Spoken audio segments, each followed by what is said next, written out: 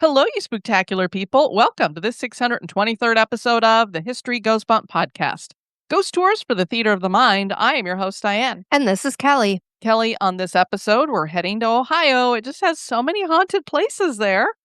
This one was suggested by our listener, Anthony Wallace, and it's Hanoverton, Ohio. There's a couple of legends here, some haunted locations, and a really uniquely named tavern, which we'll bring up when we get there. Oh boy. Looking forward to it. History tells the story of the world and of our lives. Sometimes that history goes bump in the night. Broadcasting from the center of oddity and the supernatural in Central Florida, it's the History Goes Bump podcast. And now, this month in history.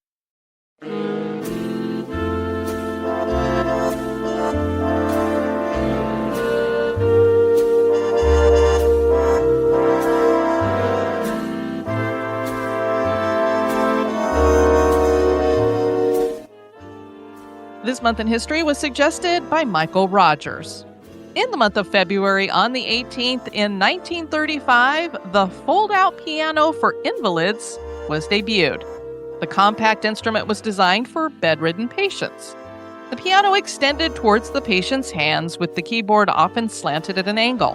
One of the first models made an appearance at the British Industry Fair in 1935. These pianos were created to allow long-term patients with limited mobility to play the instruments while lying down. Many of the patients that initially played the fold-out pianos were convalescing from polio. The design of the instruments was very unique. They looked like a traditional upright piano, but the keyboard portion would fold out and extend. The base was situated at the foot of a patient's bed, with the keyboard stretching all the way up to the player's hands as they reclined on their pillow. Sounds very comfortable. Indeed. Music can have a very soothing and therapeutic effect.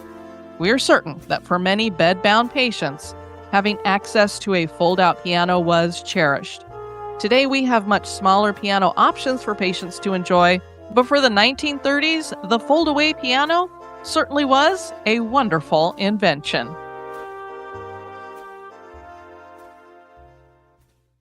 Hanoverton is a village in Ohio that is over 200 years old and has a deep connection to the canal systems.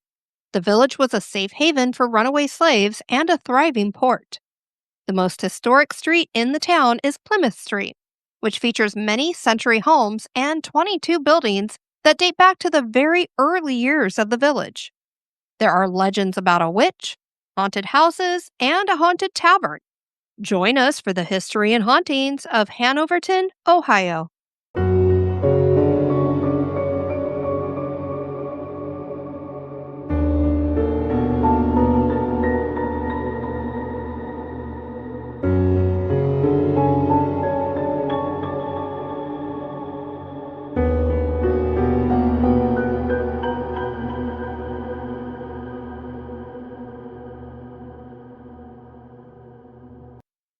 James Craig was a Quaker abolitionist when he arrived in the future Hanoverton, Ohio. Craig founded the village of Hanover in 1813 and named it for the city of the same name in East Pennsylvania. Incorporation would come in 1836. Major D.B. Douglas came through the area in 1828 to survey a new canal route, and the Sandy and Beaver Canal was chartered that same year. This canal would wind its way from the Ohio River near Pittsburgh west through Hanoverton to the Ohio and Erie Canal, which connected to Cleveland for 73 miles. That's a long canal, 73 miles. Indeed. The canal had a lock system with 90 locks and was completed in 1848. Construction took longer than expected due to the Panic of 1837, causing financial difficulties. The midsection of it had lots of issues after it opened and fell into disrepair, and eventually operations completely ceased in 1852. So, Kelly, to us, that sounds like a lot of work for very little reward. Yeah, absolutely. It was barely even open. The main downfall for the canal came when a dam outside of the nearby city of Lisbon failed, and a big section of canal was ruined. But while the canal was running, commerce thrived for Hanoverton. Population in the village reached its peak in the late 1830s of 2,000 inhabitants. Not only did the village lose its canal system, but in 1854, the Cleveland and Pittsburgh Railroad opened up, which bypassed Hanoverton. That was a death knell for the industry here, and the boom was gone, and people left. Even today, the village has a population below 400. There are several locations in town with legends and ghost stories. So we don't need a big population for that. No, but how sad. Yeah. I mean, it's what happens to towns, when you're built around just one certain thing. And we have heard this story how many times now? I mean, we're over 600 episodes now where the railroad wiped out small cities. Same thing. The highways are going to do the same thing later, just bypass these little towns. Yeah, I mean, look at Route 66. that's true. Everything that was built along that, and it just got bypassed. So the first place we're going to look at here is called Dr. Robertson's home. Dr. James Robertson's home is located at 10181 Plymouth Street and is the oldest home in Hanoverton. The original half house was built in 1817 and today is 3 Western Reserve half houses with a total of 6 bedrooms and 6 baths. It has been taken down to its bare bones and rebuilt and found a new owner in 2020. Dr. Robertson had come over from Scotland and he was the only doctor in the county, having settled in Hanoverton in 1823. James married Anna Eliza in 1827 and they had 8 children. A half house in the 1800s generally refers to 2 distinct concepts, either a Victorian-era residential, semi-detached, or terraced home designed to be expanded later, often left with one blank windowless side. So that's probably what they had here, and then they added 2 more to it. Or a specific small surviving portion of a row house that was partially demolished. So maybe it could have been something like a row house too. Now it just looks like a big house. He had studied medicine at Jefferson Medical College in Philadelphia, but some of his medical training came at his own hands, and he, Kelly, when people got medical training at their own hands back in that time period, what did they tend to do? Hurt people? Well, what if people were already dead? Oh, grave robbers? Yeah, so he would go and do a little grave robbing, is the legend that they have going with him. And then he could practice on somebody without, killing them because they're already dead. He would dig up bodies from the nearby cemetery and bring them up to the upper room of his home in the middle of the night. People say they see him in the window of that room, and they've captured some weird images in the window. Of course, I'm always kind of, when it comes to Pareidolia. windows. The house has a secret room that was discovered during renovations that is believed to have been part of the Underground Railroad because Dr. Robertson was an abolitionist. There are remnants of a tunnel passageway that connected the doctor's house to his brother-in-law George Sloane's brick row that was across the street. A canal boat would be used to whisk the runaway slave to safety in Canada. Visiting clergy would stay here, and the house got the nickname Presbyterian Minister's Hotel. It made sense that the home was inviting to clergy because the doctor's father had been a minister. The doctor died in 1868 at the age of 68, and he was buried in the Grove Hill Cemetery. Everything we read about him revealed that he was a highly respected man who had a warm heart and sacrificed to bring the poor medical care. So even though he might have done a little grave robbing, he was a good man. That's good because, digging up some dead bodies and taking them upstairs to practice on just, gives a little bit of the heebie-jeebies. Now, it would explain why there might be some hauntings going on at this house. Obviously, you can't do any investigating there because it's a private home. But I would not be surprised if there's more than just people seeing things in the windows. Maybe the people living there, because you have disturbed some graves. So you might have some He had to be chopped off. haunting going on. I have my home over there in the ground. Next up, we have the Witch of Hanoverton. And speaking of Grove Hill Cemetery, there is a legend of a witch buried here. Even though this is a small town, there are at least 4 cemeteries here. We couldn't find much information on its founding, but it is fairly large and very well kept. There are several legends connected to this woman who is named Christina Sloane. She is buried in the family plot at the cemetery, and there used to be chains and medallions all around the family plot. supposedly as protection. And the last of these fell away in 2019. People claimed she would rattle the chains if you got too close. So Christina's headstone reveals that she died at the age of 22. The stories about her claim that there were actually two Christinas in the family, a legitimate one and an illegitimate one. So Daddy must have had a roving eye, according to the legend. And he named both daughters Christina? Well, it might have been both moms liked that name. I don't know. Huh. Obviously, the illegitimate Christina is supposed to be the witch. So George Sloane was a man from Ireland, and he settled in Hanoverton and worked in the local mercantile. He married Jessie Robertson in 1825, and they had 5 children, one of whom was Christina. Christina was beautiful and had many admirers. One of these men was the town's pastor, who became quite taken with her and obsessed. I don't think the pastor should be doing that, but okay. When he confessed his feelings to her, she didn't reciprocate. He approached her a second time with the same results. And this time he got very angry and told the townspeople that Christina was a witch and she was bewitching the men of Hanoverton. That's why they thought she was so beautiful and they all wanted to date her because they were bewitched. It wasn't that she was just good looking. The townspeople formed a mob and they apprehended Christina so they could hang her, and she threatened that she would return from the grave to get vengeance. They killed her, buried her in Grove Hill, and put the chains and medallions up as, to maybe ward off her evil spirit or what have you. But there is another story told about her. Her father, George, was said to be a man who had trouble with infidelity. He got a mistress pregnant who named the child Christina also. George never took responsibility for this illegitimate daughter, and Christina grew up poor.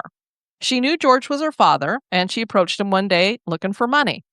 George didn't want to lose his good reputation, and he hired a couple of Irish friends to threaten her, and one thing led to another, and Christina ended up dead. George felt guilty and had her buried in the family plot without a marker. Makes you wonder, did his wife know this? And was she like, why are you burying that girl in our plot? Are either of these stories true? Probably not. Some people believe that Christina died during the cholera epidemic that came through. It's hard to know because Christina's headstone has very little information on it. Ground-penetrating radar has indicated that there is indeed an unmarked grave in the plot as well. So, it could be anything. It could be, a child that just remained nameless, some other family member, a pet, who knows? But there's something going on there. Maybe one of the stories is true. If it's ground penetrating radar, though, it's probably not a pet. Probably not. I'm just trying to give the benefit of the doubt that he didn't, fool around and then have this other child that he rejected, but still at least buried her there. Did these women possibly curse the town? Who knows? But obviously it fell into kind of ruin a little bit, and not many people live there now. It gives them a good excuse for why it happened, although it does seem like it was mostly an economic thing. But it does make for an interesting story. And how many old cemeteries have witches in them? That A is lot. true. All right, Kelly. So we're on to the main event for this one. This is what was initially suggested to us. And I was like, is there anything else going on here? Because there wasn't a ton of information for this one. So I threw those other 2 in. The name of this place, Kelly, is Spread Eagle Tavern. The Spread Eagle Tavern is located at 10150 Plymouth Street and is an inn and restaurant that has stood for over 180 years. Now, we aren't sure what the name meant back in the early 1800s, but it's unique in our modern day vernacular. I would say, I'm like, are you sure it wasn't a brothel? I mean, I don't know. That's where my head first went. The only thing I could think of, because when I did the research, we don't have an answer to where this came from. The only thing I could think of is it's just, hey, an eagle with its Wings spread out. Yeah, its wings are spread out. Yeah. So it's just, I mean, maybe he looked up when he was building the place and went, oh, there's an eagle with its wings spread. Spread eagle. We'll call it that. I really don't know. And now people have just kept it that way through all these years. Our little halos just kind of went. You'll never forget the name of this place, though. True. So, a man named Will Rhodes built the tavern in 1837. I tried to find out more about this person because you know me, I like to dig in and find out everything that I possibly can, and I hit a major wall. The only Will Rhodes I could find connected to this city was William P. Rhodes, the oldest son of Captain John and Mary Jane Rhodes, but he was born on September 6th, 1850, meaning there's no way he was building a tavern in 1837. So I'm like, okay, it can't be this guy. Captain John's family was from Hanover County in Ohio, and that family was said to be early settlers there, but I couldn't find his father's name, and he had no siblings that were named William. So I'm like, who is this Will Rhodes? I believe this Will Rhodes was connected to this very successful family. They came out of Savannah, Illinois. Didn't know there was a Savannah in Illinois, but. And the strange thing is that William P. Rhodes does end up in Hanoverton, where he marries Hattie Pierce on September 7th, 1887, and she'd been born in Hanoverton in 1863. So when I found him and I was like searching it out, because I'm like, I want to find out more about this Will Rhodes. Well, this Rhodes family pops up. So I'm looking at all this stuff about them and I'm typing all this stuff up. And then I see his birth date and I went, wait, this can't be the same person. But I'm like, I thought for sure, bingo, this is the guy, because it's got stuff listed in here for Hanoverton connected to him. But no. So I don't know. Unless they have the information wrong on who built the tavern, it's possible. So who knows? Anyway, the Rhodes mostly had their business in Illinois, and Will eventually ends up in California where he dies. Whoever this Will Rhodes is, he has the tavern built by canal artisans. And you're probably thinking, why would you have people who are building canals building a house or a tavern? Well, they'd lost their jobs in the bank panic of 1837, so they needed something to do. And he's like, they can do construction. So come on over and help me build my tavern. The architecture is federal style, so it's a large rectangle and was built from brick. Basically, it is architecturally boring. That's what I always say about this stuff. I mean, they have great history with them. For example, when we were in Quincy and we were having breakfast and we looked across the street and we see these two big rectangular federal style homes across the street. It's like, there's nothing spectacular about them, but I said there's a historical marker out front. Must be important. Then we found out that John Quincy Adams had been born there. So it was like, oh, that makes it interesting. But yeah, just looking at them, I've never really cared for the federal style that much. So, Well, it has 3 stories, 11 rooms, and 12 fireplaces.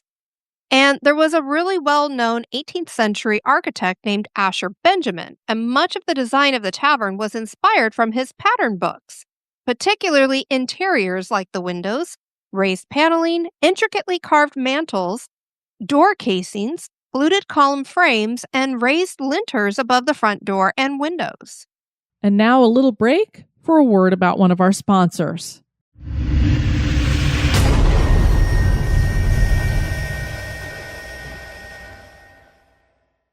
There is a wood-framed salt box that is next to the tavern and was built before the tavern. This was home to Hanover's Justice of the Peace. The next owners of the tavern were Oliver Perry Nicholas and his wife Susanna Zepernick. The couple had married in 1839 and had 5 children. Unfortunately, a disease epidemic hit in 1854, and it killed Oliver and 2 of the couple's sons. So this poor woman lost her husband and 2 of her children in, succession there. Boom, boom, boom. The tavern started serving as a meeting place for the Sandy Valley Order of Free and Accepted Masons in 1863. They would gather on the 3rd floor. By the late 1800s, the tavern had become a private home, and it changed ownership through the years until Peter Johnson bought it at auction in 1988. At the time, Johnson had no idea of the history behind the building, and he planned to use it as a guest house. He had regular visitors to his brick and tile manufacturing firm, Summitville Tiles, and he figured the tavern would be great for housing them since this was a remote area without lodgings. Makes sense. There was no hotel, so he needed somewhere to put them. Peter researched the history, and as he pieced it together, he decided to restore the building and mapped out a 2-year plan. So instead of just being like, I'm going to gut it and then, refurbish the whole thing, he went, oh, I want to make it like it was. So Peter's son David shares about the work his dad did. The rooms were stripped down to the stud walls so we could rewire and replaster. Every piece of woodwork was removed, numbered, restored, and then replaced. My dad salvaged weathered beams, siding, hand-blown window glass, and foundation stones from demolished area barns and incorporated them into the reconstruction of the outbuildings. So they really tried to keep everything historic, even if they had to grab it from somewhere else. Those outbuildings included a smokehouse, livery, and country kitchen with walk-in fireplace hearth. The fireplaces have these neat tiles all around them. I'm just going to pop some of those pictures up. They caught my attention immediately when I was looking at pictures of the interior. I was like, wow, are those original? They're not. They feature local historic scenes. And, I told you that Peter had this company called Summitville Tiles. Well, they were made by Summitville Tiles. So he's got them all around the fireplaces. They look really neat. The basement, while this place is architecturally boring on the outside, the basement is amazing. I love it. Remember that Rathskeller from the Seelbach Hotel in Louisville? Yes. Now imagine, it's not as cool as that. Imagine it as all brick, but with Okay. these tunnels, these columns, these arched, ceilings. That's what this is. Peter added a Rathskeller to the basement with 12-foot vaulted ceilings made from bricks. These bricks came from a 190-year-old house, so even though this is a new thing that he's added to it, the bricks are old. The dining space was expanded by taking down a wall between the tavern and an 1820s house that was next door. I believe that is the Salt Box House that I told you about earlier. How cool. Yeah, it's really neat. And obviously, I put some pictures up there so that for those of you watching the video, you could see what it looks like. Peter put his wife Jean in charge of decorating the interiors, and Jean wanted to wind back the clock and complement the history and architecture of the building. Jean asked for help from J.B. Ayers III and Paul Doria of Antiques and Interiors of Willoughby, Ohio. Last train to Willoughby. Oh, what's that from? Twilight Zone. Oh. Or Last Stop in Willoughby, something like that. Oh. I wonder if Willoughby's haunted. I'm sure it is. These antiques included old candlesticks, pewterware, old photographs, historic documents, mirrors, reproductions, and actual antiques, and an original Revolutionary War flag. How perfect for Yeah, being indeed. an old federal-style house. Yep. The Johnsons decided to name the rooms and dining areas and bars for local or national historic figures. They wanted to honor the man who inspired the architecture, so the parlor is named for Asher Benjamin. The bedrooms are named for Abraham Lincoln, George and Martha Washington, Thomas Jefferson, and Dolly Madison. Just random. Sorry, it's just like one of these things is not like the others. Marcus Hanna was a local industrialist who funded the presidential campaign of William McKinley, and a room is named for him. So a lot of people are probably like, I don't want to stay in the Marcus Hanna room. Who the hell's that? But he was well known in that area. I know what room you would want to stay in. The Lincoln one? Dolly Madison. Dolly Madison. Does it have Dolly Madison snack cakes? 2 dining rooms are named for Presidents McKinley and Taft because they were Ohio natives. Barbara Bush was the first lady when the tavern reopened in October of 1990, so a dining room is named for her too.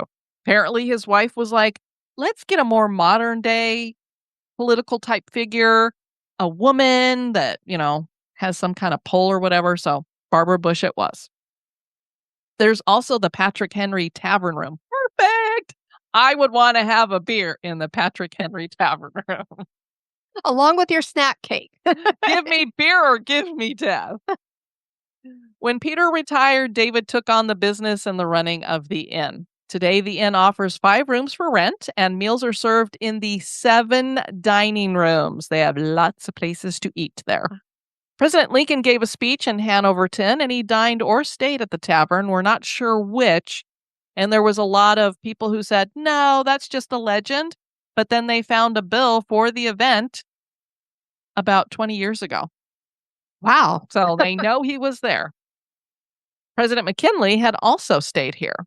I wonder if he stayed in the room named for him. Maybe. Maybe that's why they named the room for him too. Not only because he was from Ohio, but he actually stayed there. The tavern is said to be quite haunted. David Johnson said, "It's just incredible history. This is remarkable. Every neighbor on this street has a ghost story." And I wish they'd shared them because that's all I got. I'm like, if all of these houses are haunted, I think they do a ghost tour there. So if anybody goes on one, let us know. Please. He pointed out that the village was a place that runaway slaves ran to, and it is believed that the ghost of an escaped slave is here. There was also an 8-year-old girl who died in a fire back in the 1800s that is here. The general manager of the inn, Mike Ellis, said of the little girl's spirit, "She's happy-go-lucky, running through here playing like she doesn't even know she's dead." I mean, I She guess that's doesn't. good. He didn't believe in ghosts until he started working at the tavern. This child's spirit likes to hang out mostly on the stairs. Her full-bodied apparition has been seen multiple times, and visitors say that she has blonde hair. Guests have also heard the sound of a piano playing at the Rathskeller basement area. The most haunted room at the inn is the Jefferson Room. Olivia Nichols was the daughter of Oliver and Susanna, and so she lived at the tavern as they ran it, and it is believed that this was her room. The story claims that she left for a time to go to New York City to try to become an actress. All stories claim that she failed at that, but some say that she met a man in New York City and they became engaged and then he left her, so she came back home to Ohio heartbroken. Other versions claim that she came back to Ohio and then met a young man who became her fiancé and then broke her heart. Whichever is the case, clearly somebody broke her heart. She went into a depression and locked herself into the Jefferson Room and hanged herself in there. But, Kelly, I'm not so sure about the veracity of that story, since there's no proof about this suicide. She died in 1907 at either the age of 59 or 60, and I put it that way because there are only years on her very simple stone. So I don't know what day she was born and what day she died. So she was either 59 or 60. I'm thinking that doesn't coincide with a young woman coming back from New York City or being in Ohio. Either way, getting her heart broken. Now, that's not to say you can't fall in love again later in life. We know that can happen, but I'm thinking a 60-year-old probably does not commit suicide over a broken heart because your fiancé has left you. So she did never marry. So there is that. That is definitely true. But remember, her father and a couple siblings died in 1854. So when I'm looking at all of this, first of all, a lot of the legends about her have the dates completely wrong because they're like, oh, she lived with her parents as they ran this place in 1870. And I'm like, well, her dad died in 1854, so he wasn't running the place. Maybe her mom was still doing it. I don't know. But the dates just didn't match up for me. So I don't know. I don't think she would have died here, is what I'm trying to say, I guess. People do think she's returned to the tavern to haunt it. Guests who stay in the Jefferson Room say that it feels very depressing and heavy in there. The water faucets turn on by themselves. People who are staying in the room below will hear noises above them when no one is in the room. These noises sound like some kind of partying or gathering. A sad-looking female apparition has been seen looking out of the window. Olivia likes to pull the covers off of people. She doesn't like men in her room, and when they shower, she will turn the water on to ice cold. So, guys, don't stay in the Jefferson Room if you don't want to get an ice bath. I mean, it's supposed to be good for your health these days if you can take it. I sometimes will turn it on for like 10 seconds ice cold, but I'm like, I don't think I really need that health benefit that much. I like my water warm. Actually, I like it hot. A maid reported that she was cleaning the toilet when the shower came on full blast all by itself. Now, Kelly, you know, I'm a cleaning lady. If I have cleaned that shower and now you just turned it on full blast when I'm done cleaning it, I would be really pissed. So that ghost would have some trouble from me. Michaela wrote on her blog, Madam Whip, my best friend's parents actually stayed on the third floor once and said that they were awakened around 3 a.m. to the sounds of furniture being dragged across the floor like someone was rearranging. They also had their covers pulled off of them and saw their doorknob turn multiple times with no one on the other side. They said they did not believe in ghosts before that, but now they definitely do. Around 3 a.m., the four of us descended into the dark tunnels for another whack at hearing something creepy. So she went with a whole bunch of friends, and they were going to do some ghost hunting here. So they go down to my favorite place down there in the basement. We sat in a circle, knee to knee, lights off, no phones, and not saying a word. My friend Ashley and I both closed our eyes so that we could intensify the concentration. I don't know if they were like trying to do a seance thing or what. Next thing I know, I heard a man's voice that sounded like it was underwater. It was just one quick muffled sentence, but it was enough to freak me all the way out. The weirdest part, Ashley heard it too, at the same exact time. So I love it when that happens because you got some verification that something weird has happened.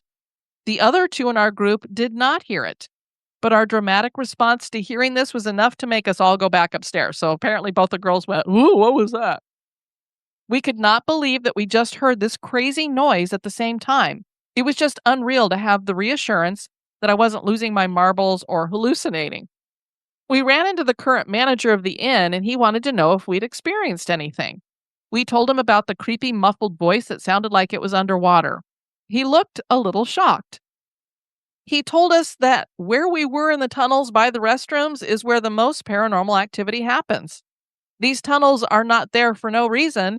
They were used for the Underground Railroad as well. He also mentioned that the canal actually ran through there at one point and flooded the place, and apparently a slave had perished in the water. Oh boy. She went on to say, "Oh my word, coincidence or paranormal experience? I can never be 100% sure, but I know what I heard." So were they hearing this slave drowning in the canal water? That's really weird. Certainly seems like it was. A man who had stayed at the inn told YouTube's Curious History that he was lying in bed when he heard a knock on the closet door.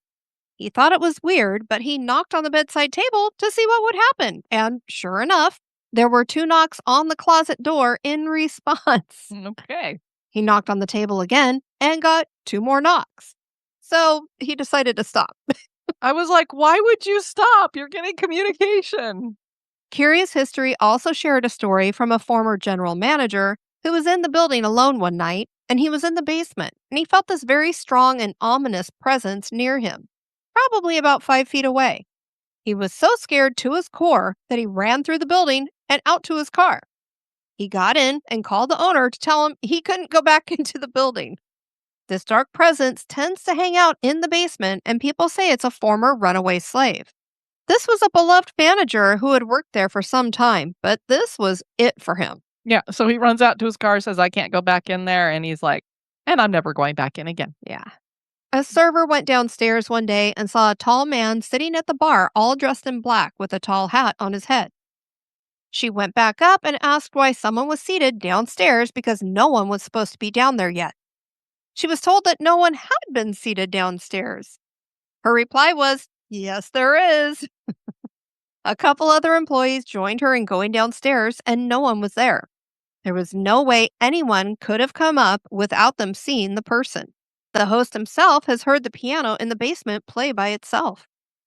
I was like, God, I wish I could get more description of that tall hat. Was it a tall top hat? And did the guy have a beard? Was he a tall, lanky looking dude? Is it Abraham Lincoln? I don't know, but I was like, oh, that's cool. There is a long history to this little village, especially in regards to the Spread Eagle Tavern. Are these locations in Hanoverton haunted? And is the legend of the witch true? That is for you to decide. Another great place to check out in Ohio. We'd love to have you guys check out our website at historygoesbump.com. And if you'd like to send us some feedback, you can do that at historygoesbump@gmail.com. So sometimes we actually get physical mail, not just emails. We want to thank Amanda. Is this not great? Oh my gosh. It's a Happy New Year card. And the best part is she got it at an oddities fair too, which was at what location? The Winchester Mystery House. Is it a haunted card, do you think? Maybe. It was a Krampus oddities. She said it reminded her of Mort, which it definitely does. And Mort, when we showed it to him, about lost his Loved mind. it. The card is mine, ladies. I'll take good care of it. I have the perfect spot above my hammock down in my tomb cave. And we also heard from Cindy. She left us a comment over at Patreon. So she's one of our executive producers. And this goes back to last week's episode. My folks had a Ben Franklin fireplace in our house, and it was amazing. I'm like, I've never even heard of this thing. And here Cindy's like, oh, we had one of those in our house. So awesome. My mom could keep the whole house warmer in the Michigan winters with the fireplace than the house furnace could heat it. Can you imagine this thing did better than the furnace? Smoke hardly ever came into the room, too. We kept a screen over it when we were in the room or closed the doors when out of the room, but no change in the heat output. Wonderfully warm place in the winter. We had some of those bedpans, too. Sometimes I think I grew up in a museum. It sounds like it, Cindy. You had all that stuff. And yeah, It sounds amazing. yes, I didn't mean to call. And what is the technical term for those bed heaters? I think what do they just call them? Bed heaters? So, I don't remember, but I know it's not bedpan. I know. Cindy's like, hey, I know, I got it kind of wrong there a little bit. Just a little bit. Anyway, we want to thank you all for joining us on this episode. I've been your host, Diane. And this has been Kelly. And that's been Mia, who's been sitting there so nicely. Working on our taxes. You take care now. Bye-bye. Bye-bye. This episode has been brought to you by our executive producers, like Cindy. And Amanda West. And Amanda. They're both executive producers. I'm sorry, Amanda. I should have said that. As a matter of fact, Amanda has been with History Goes Bump from almost the very beginning. So she's been through the divorce and everything and stuck around. Thank you very much. You can find History Goes Bump on Spotify, iHeartRadio, Stitcher, Apple Podcasts, Pandora, Google Play, and anywhere you can listen to podcasts.